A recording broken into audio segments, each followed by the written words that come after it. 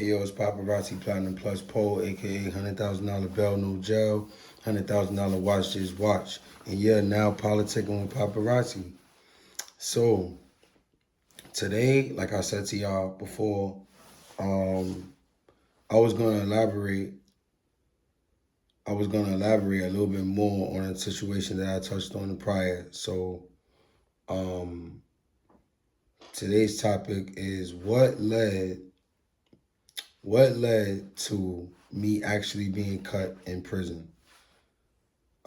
We politicking about the politics, which led to what basically got me cut in prison. So we get straight into it.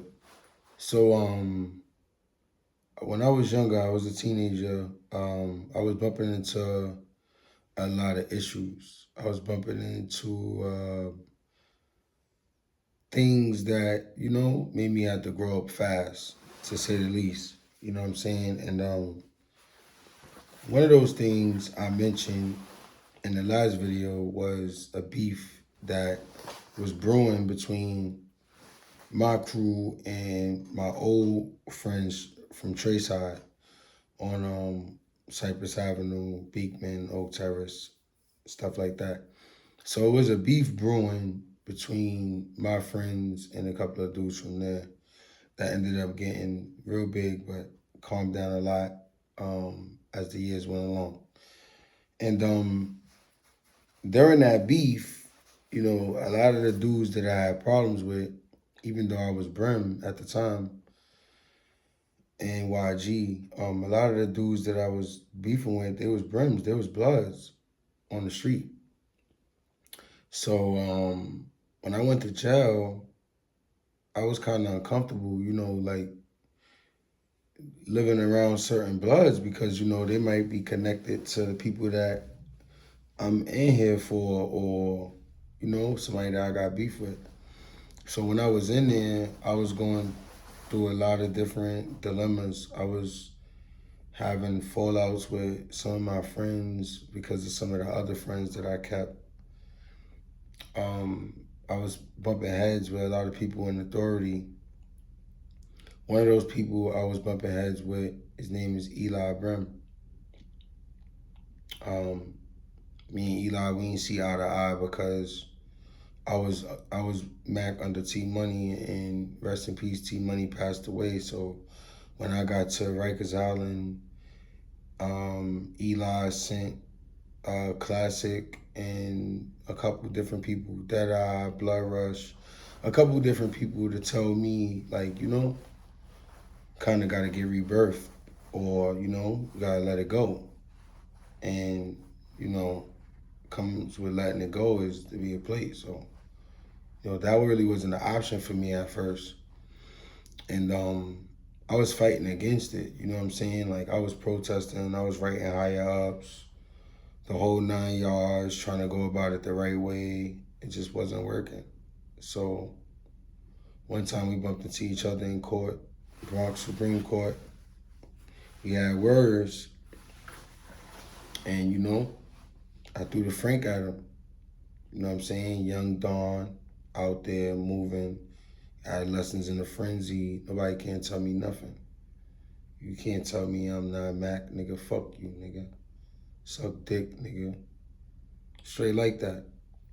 There was nothing to talk about. Like, who not MB? Nigga, I was Mac before you, nigga. Like, this how I was carrying it. So I feel like that was the main reason that led up to it. But in the process of me getting into it with Eli, it was other blood sets that I was clashing with over basketball games, over gambling, whatever.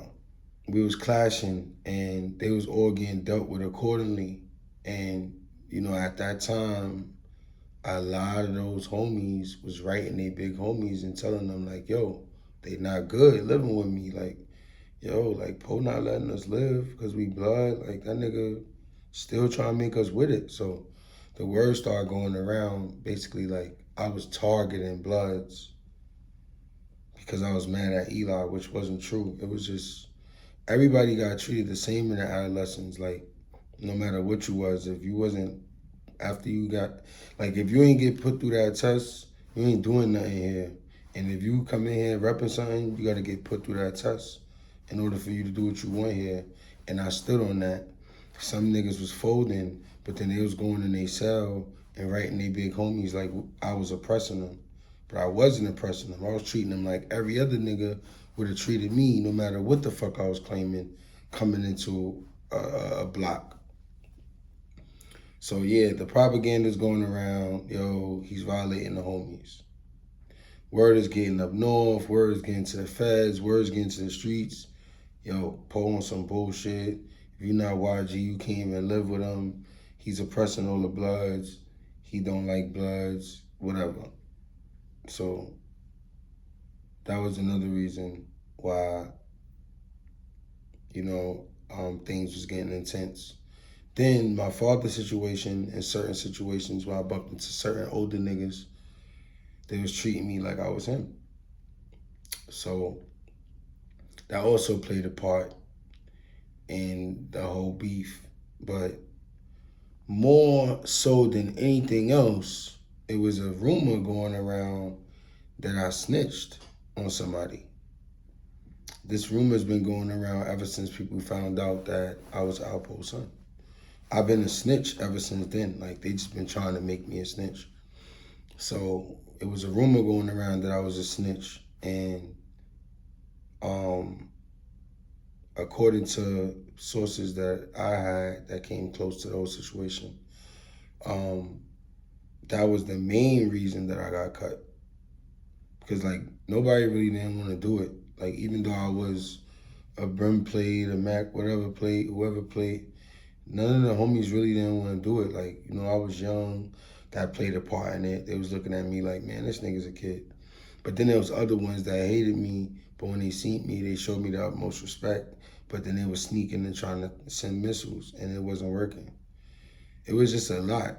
A lot of people that came up on me and tried me, you know what I'm saying, it didn't work out for them. So a lot of people was talking like they wanted to do it, but they didn't.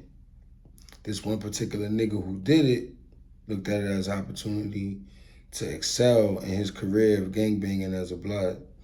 And he had a mutual associate who was pumping that bad dope in his ear that I was a snitch. So on top of the fact that he's seeing like everybody else in the jail basically scared to do it, he wanted to be the person to step up, and that's why he did it. So I say it's a mixture of all these things which fuel the hatred from many different sets, many different blood sets, many different blood sets. It fueled the hatred from many different blood sets on top of the work I was putting in on all the Bloods who was oppressing me. Anybody who felt like they was going to go by the protocol that I was a plate, I dealt with them accordingly. Up until, I fought with it up until probably like a few years I was upstate. And I was just like, you know what, bro? Like, I'm going to just let this shit go, and niggas going to have to do what they going to have to do. So the main people that I had beef with, which was the Mac Ballers, didn't cut me. A nigga from a whole nother set did it, and he was inspired by rumors and bad dope that niggas was pumping in his head.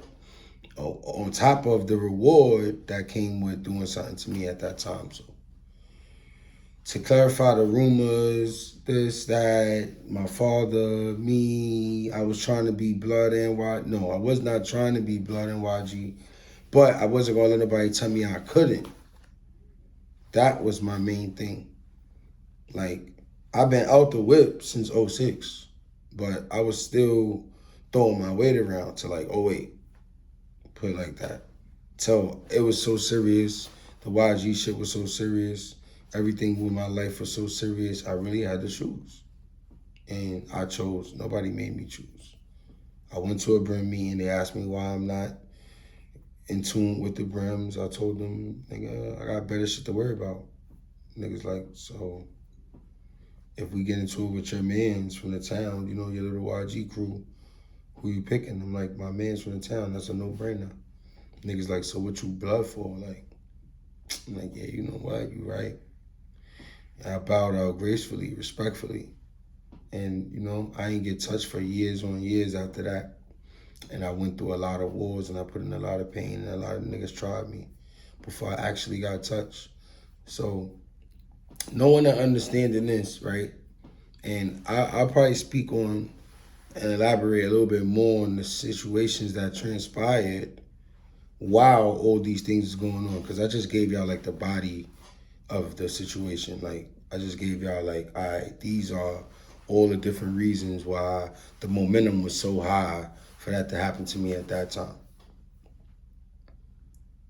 Um, Kids that's watching me, being rebellious and saying fuck the older niggas was something that I started.